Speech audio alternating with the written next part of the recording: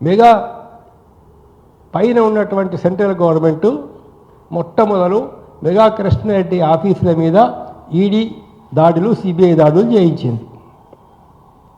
2019లో చేశారు దాడులు. చేసిన తర్వాత నెక్స్ట్ ఇయర్ కొద్ది రోజుల్లోనే మెగా కృష్ణారెడ్డి వాళ్ళు ఎలక్ట్రాల్ బాండ్ ద్వారా 1232 కోట్ల బాండ్లు కొన్నారు.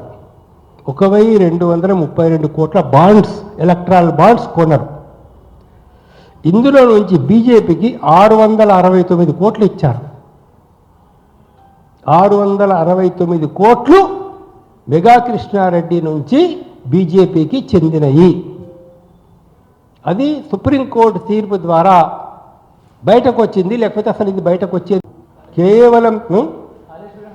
కేవలం సుప్రీంకోర్టు యొక్క తీర్పు ద్వారా బయటకు వచ్చింది.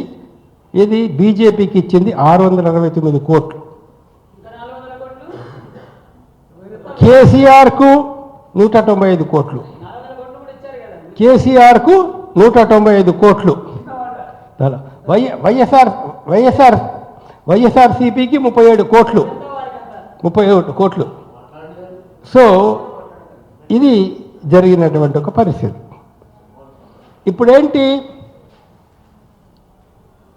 బీజేపీ 660 కోట్లు తీసుకున్నది. 600 కోట్లు మెగా కృష్ణారెడ్డి దగ్గర. మరి 600 కోట్లు తీసుకున్నప్పుడు తను ఇచ్చిన మన అంత డబ్బులు ఇచ్చినటువంటి మెగా కృష్ణారెడ్డికి ఇవాళ మోడీ కానీ అమిత్ షా కానీ నష్టం చేస్తారా? చేయొద్దు కదా, ధర్మం కదా. అన్ని పైసలు తీసుకున్నప్పుడు విశ్వాసపాత్రంగా ఉండాలా.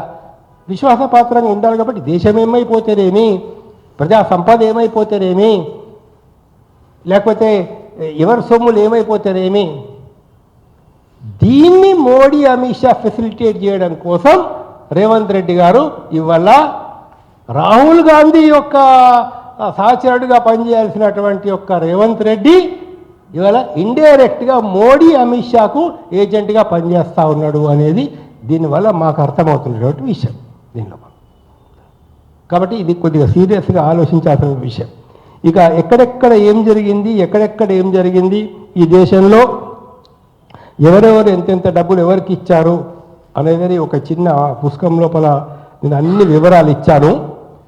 మన దేశం ఎటుపోతుంది అనే ఒక పుస్తకంలో ఇందులో ఏ రాజకీయ నాయకులకు ఎంతెంత ఆస్తులు వచ్చినాయి, ఎంతెంత సంపాదించారు అనేదాన్ని చాలా ఇచ్చాను.